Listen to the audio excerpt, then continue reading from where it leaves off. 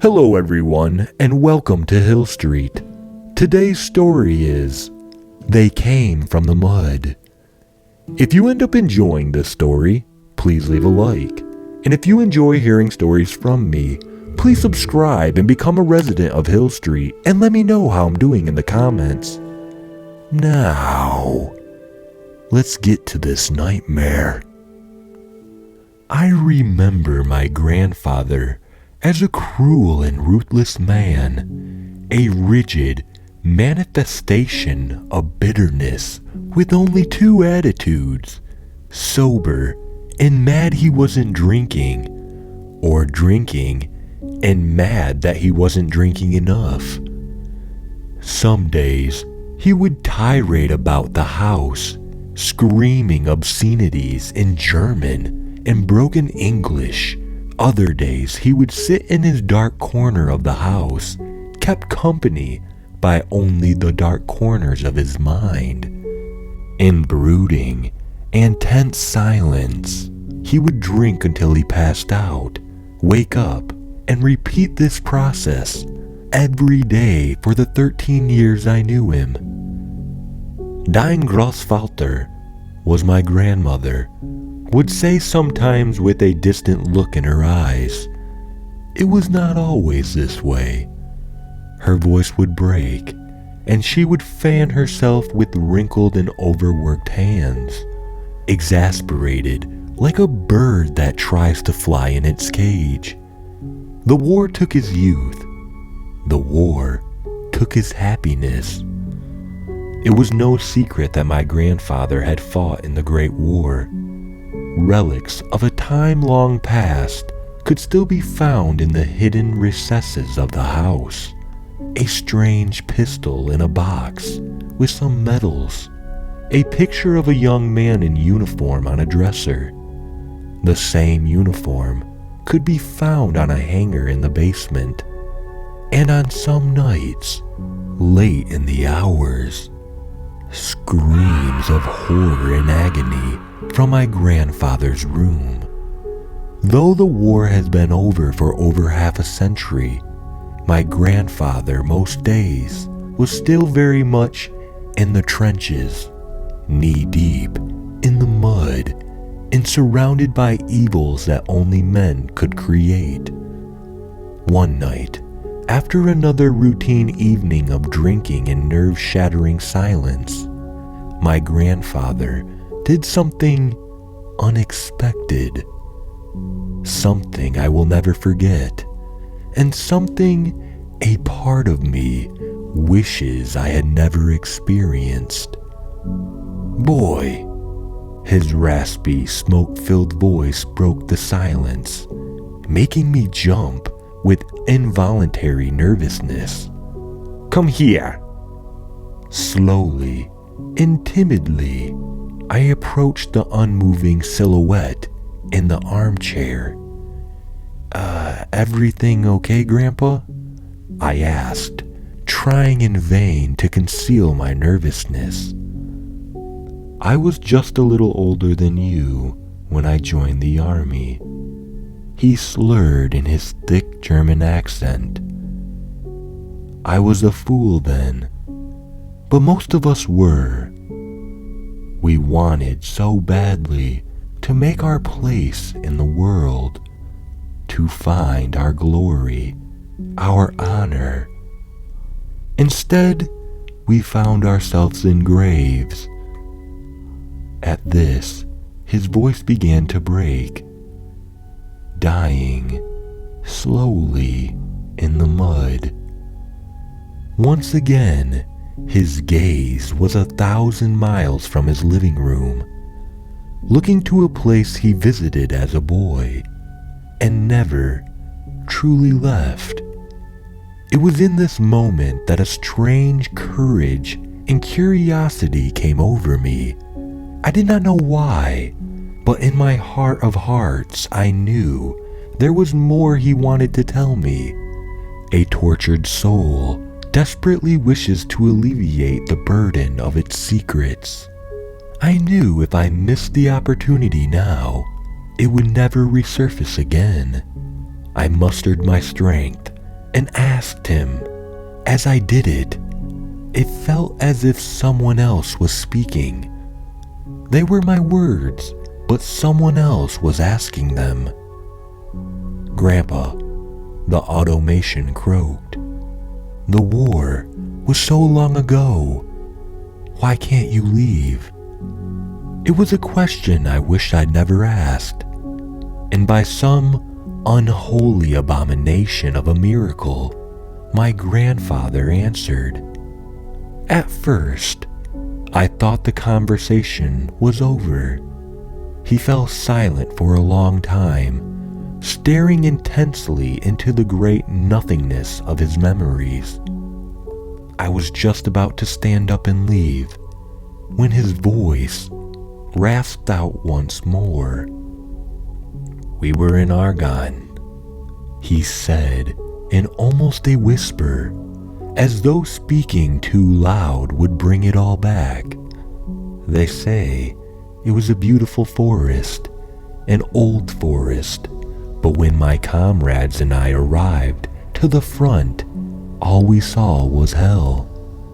The trees had been stripped, the land had been burned, and the bombs had changed everything into a monstrosity. Death. It was everywhere you looked. The men lay where they were shot. The rats were fat from their flesh. The smell, it seeped into your clothes and would not go away no matter how hard you tried to get rid of it. The Americans were pushing us away. Slowly, but surely. We did not care.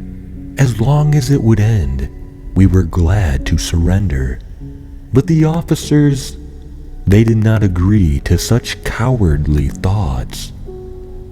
In the daytime, we would hide with the rats.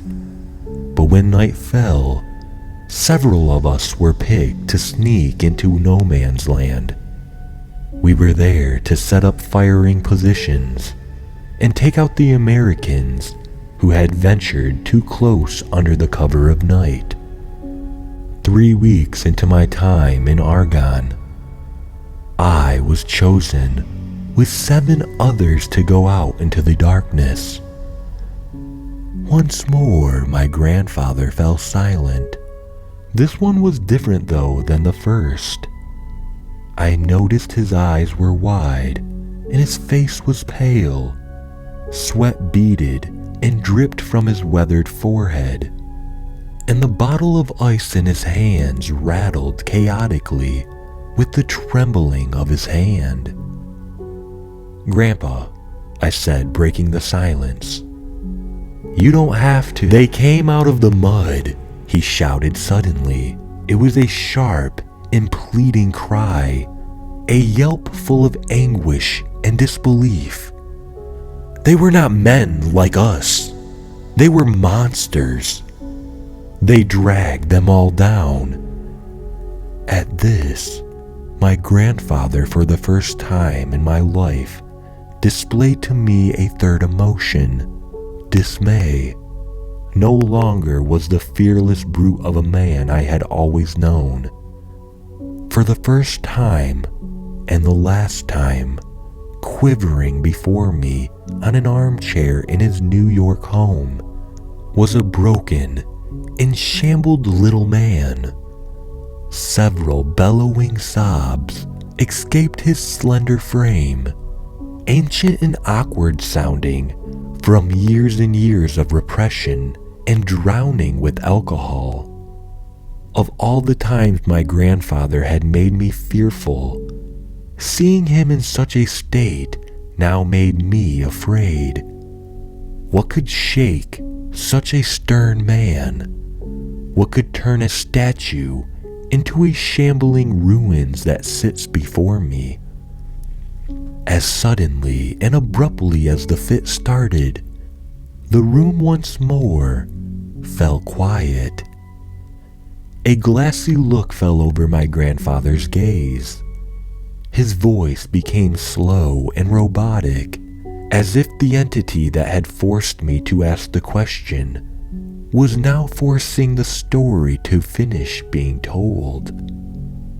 "We thought they were the Americans at first," he droned, the slur gone, the words clear even though his accent. Shadows on the horizon, crouched and low. We thought they were wounded and weak, that the mud had slowed their movements. We drew our rifles to shoot them, but our sergeant stopped us. He was worried that we would alert others with the shots. He wanted to take them out quietly. Like ghosts, we crawled our way under barbed wire and through the craters made by bombs, until we could hear them moving on the other side of a low ridge. We could no longer see them, but we knew that they were there. He took a long drink from his glass and sighed deeply, as if bracing for the fight all over again. The sergeant ordered me to stay behind and protect the grenades and ammunition, and to cover a retreat if needed. The rest of the men fixed bayonets, readied their knives and their clubs, and jumped over the ridge to kill them. It was moments later I heard the screams, the horrible screams. They did not sound human. It was the shriek of demons, and the ripping of flesh, and wails of agony from my comrades. I heard our sergeant start to shoot for a retreat, but it was drowned by the ungodly howls. Finally, the battlefield fell silent, awful and silent. He stopped to attempt to refill his glass, but his hands were shaking furiously. Foul-smelling booze splashed around the glass and onto the coffee table it rested on. I took the bottle from his hand and filled the glass back to its brim. He looked at me pitifully and nodded in gratitude. I had to know. I had to see what happened to my comrades, to help them in some way. Perhaps they were only wounded. I peeked over the ridge, and that is where I saw them. Horrible creatures in rags. Their eyes glowed like wolves in the darkness. Their flesh hung off of them in clumps, and their hands were shaped into claws. They didn't seem to see things. They crawled low on all fours and sniffed the earth like feral dogs. They tore at the mangled bodies of my comrades, tearing into their flesh and devouring chunks of it. They hissed and growled at each other over the bodies in a rage. I have seen horrible things, terrible things.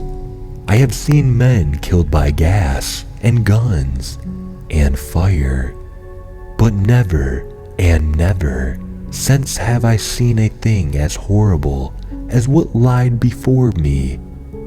I wanted so badly to run, but I couldn't move. I was paralyzed at the sight of these monsters, sickened to stillness by the sound of the men's flesh tearing and bones breaking. The creatures stopped eating, and through the darkness, I again saw their eyes gaze straight towards me with the insatiable hunger that had murdered my friends. Against silence as long as the previous, I could not believe what I was hearing, and had I heard it from any other soul, I would believe it as lies. But my grandfather never spoke, and when he did, it was never about the war. The look in his eyes alone assured me with all certainty that all he was recounting was true. How? How did you escape? I asked, not wanting to hear any more, but having to know. Just as my grandfather had to know. The Americans heard the struggle and began firing their machine guns, my grandfather said, after a few more moments of silence. The noise of it all scared them away, but not before they'd claimed their meal, he said with a disdain and disgust at the remembrance of it. They grabbed the bits and the pieces and slithered into the mud with them, took them to the bottom of the murk and the mire to save for later. At this, my grandfather began to fade. The whiskey had finally prevailed over his demons for one more night, and slowly he slumped into his chair and began to slur his words heavily. Drag them into the mud. Drag them all away. Succumbed completely to his drunken state, light snoring was the only audible sound to be heard from my grandfather now. I sat and stared at his sleeping frame in absolute shock and disbelief. I knew the war had changed him. I knew the war made him drink. I knew that by now, nothing could change these habits, and though I despise him greatly for his constant state, I always at least understood the reason. But from that night forward, when I would wake up to the horrible screams in the night, my heart would sink in sorrow and pity for my grandfather. In those moments, I knew exactly where he was and exactly what was happening to him. He was a boy once more, somewhere in no man's land of the Argonne forest, being dragged into the mud with his friends.